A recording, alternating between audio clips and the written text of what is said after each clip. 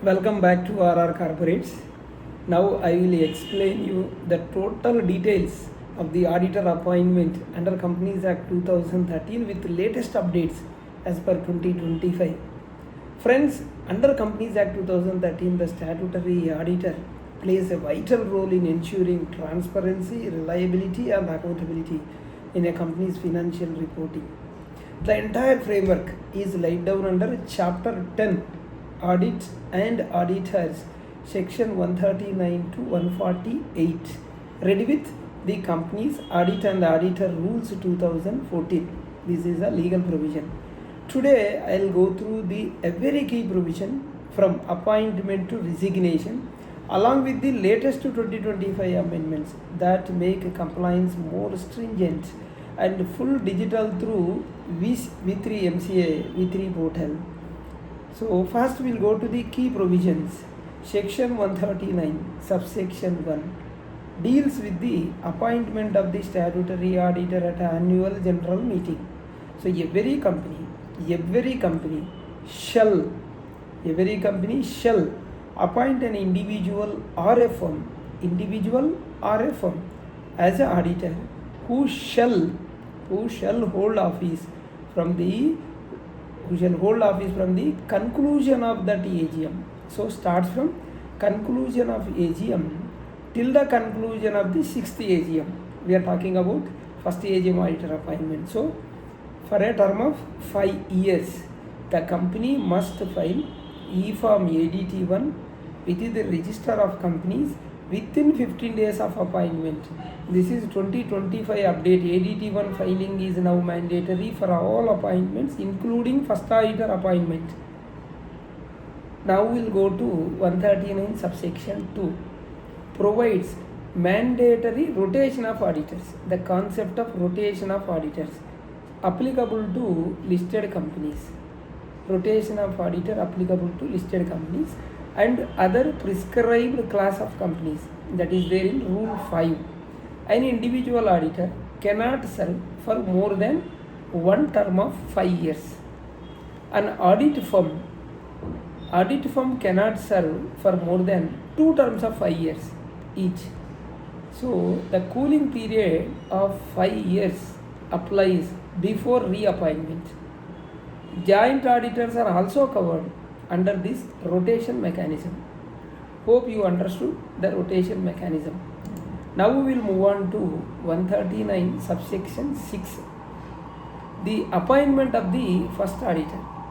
The board of directors must appoint the first auditor within 30 days of incorporation. If the board fails, the shareholders shall appoint the auditor within 90 days at the EGM, Extraordinary General Meeting. As per the amendment latest 2025, form filing ADT-1 is now mandatory even for the first auditor appointment, whether made by the board or members. Within 15 days of the appointment, ADT-1 shall be filed. Now we will move on to 139 subsection 8, casual vacancy. So when it covers the casual vacancy in the office of the auditor, if caused by the maybe resignation. See, the vacancy shall be filled by the board within 30 days and approved by the shareholders at the general meeting within 3 months. Very simple. If caused by death or other reason, the board may directly fill the vacancy within 30 days. We will move on to 140, subsection 1. It governs the removal of the auditor before expiry time. It requires special resolution of members and prior approval of the central government, that is a regional director. So Form AD2 is filed within 30 days of the resolution. Now we will move on to section 140 subsection 2. So it covers resignation of auditor. 140 subsection 2. The auditor must file ADT3 with the registrar within 30 days of resignation, stating the reasons. Failure to file attracts a penalty under section 147. Remember, 147 is there. 147. Then section 140 subsection 5. It empowers the NCLT to remove an auditor and disqualify him for a period of 5 years if he has acted fraudulently. There is a Supreme Court judgment in 2023 upheld The constitutional validity of section 140 subsection 5, resignation does not terminate proceedings for misconduct. This is a judgment of Supreme Court. Section 141. Section 141, it clearly specifies what is the eligibility, what are the qualifications, and what are the disqualifications of the auditors. Only a chartered accountant, CA, in practice or firm of a CS may be appointed. There are disqualifications that includes being an officer, employee of the company, having a certain pecuniary relationships, exceeding audit limits 20 companies per individual, then conviction. This is what section 141. We'll move on to 142, remuneration of the auditors.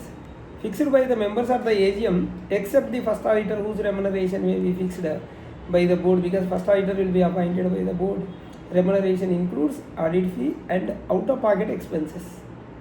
143 subsection 8 governs branch audits. We have separate video on branch audit. Company may appoint branch auditors in consultation with the statutory auditors. 144, section 144 prohibits, 144 prohibits from auditor rendering certain services, non-audit services, example accounting, internal audit, management consultancy, investment advice. So directly or indirectly to ensure independence. This is what 144. 145 to 147, duties, attendance at general meeting, signing of audit report and penalties. These are all talks about 145 to 147, and 147 prescribe fines for the company officers and the auditors for any breach of these sections 139 to 146. Now we will go to the rules. Rule 3 specifies procedure for appointment. This is important, and conditions eligibility.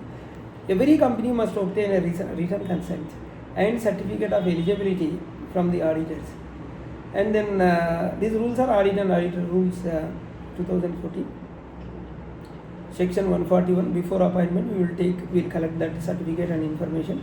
And rule 4 talks about limits on number of audits and mandates filing of ADT-1 for every appointment for reappointment within 15 days of the AGM or board meeting. Then rule 5, here reappointment is after 5 years again one more appointment. So rule 5 talks about the list of the companies subject to mandatory rotation. I talked about the rotation mechanism under section 139 subsection 2, including listed companies and unlisted public companies, paid up capital 10 crore or above. All listed companies, rotation of auditors, and public companies, unlisted, there is unlisted public companies, paid up capital 10 or more, 10 crore or more. Then private companies, paid up capital above 50 crores or more, private companies 50 crores or more, and companies with borrowings greater than or equal to 50 crores or more, 50 crores or more. For all the companies, borrowings 50 crores or above. These are all companies required go for a mechanism of rotation of auditors. And we'll also talk about rule 3 as amended very recently. Mandate electronic filing of ADT-1 to ADT-4 through, this is a V3 mechanism. Physical submission is discontinued, no physical submission as you are all know. Then we'll talk about the major highlights of these latest amendments. Is a mandatory appointment of ADT-1, filing of the first auditor, because earlier this was an optional, so not compulsory even if appointed by the board in the first auditor. So filing within 15 days, now it is a mandatory to file. And revise the ADT forms, ADT-1 to ADT-4 forms are revised with effect from 14th July 2025 with the added disclosures and digital submission. It is and electronic mode completely V3 portal. Under rule 3, MC has completely shifted to V3 portal e-filing for auditor related forms under rule 13 sub rule 2, and penal consequences also enhanced. 147 subsection 2, if you cease non-filing of ADT forms for delay attracts penalty up to 5 lakh for the company and up to 1 lakh for auditor. So kindly take care of that. Then I will give you the summary for appointment of first auditor, Form ADT-1, and it has to be filed by the company within 15 days of the board or members appointment, governing by section 139 subsection 6 and rule 4. And then appointment or reappointment of auditor at AGM.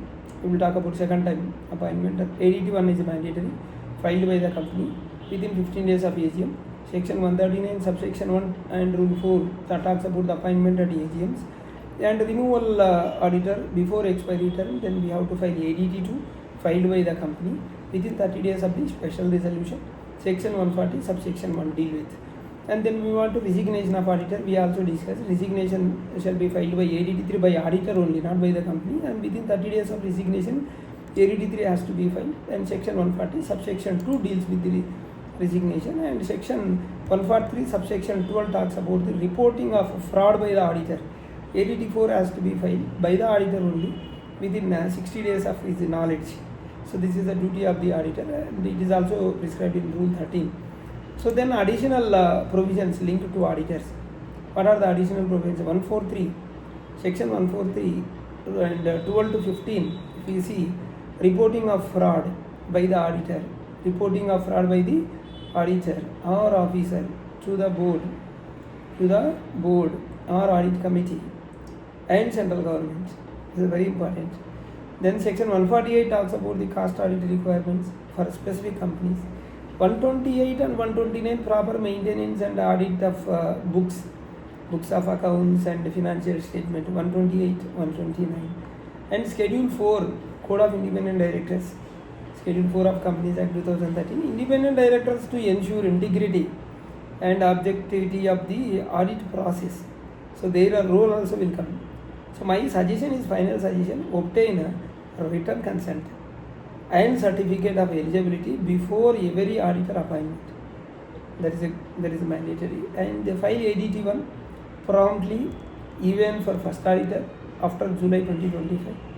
Maintain rotation of auditor register for tracking auditor tenure, otherwise you will forget. Avoid engagement in restricted non-audit services. Resignation occurs, ensure ADT-3 filing by auditor within 30 days.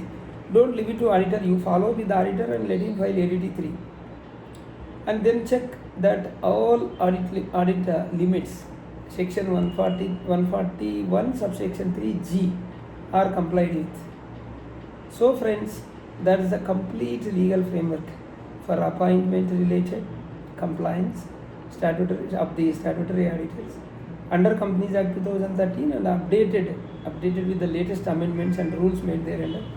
Section 139, appointment, rotation, casual vacancy. 139, appointment, rotation, casual vacancy. Then 140, removal, resignation. 140, removal, resignation. Then 141, eligibility, disqualification.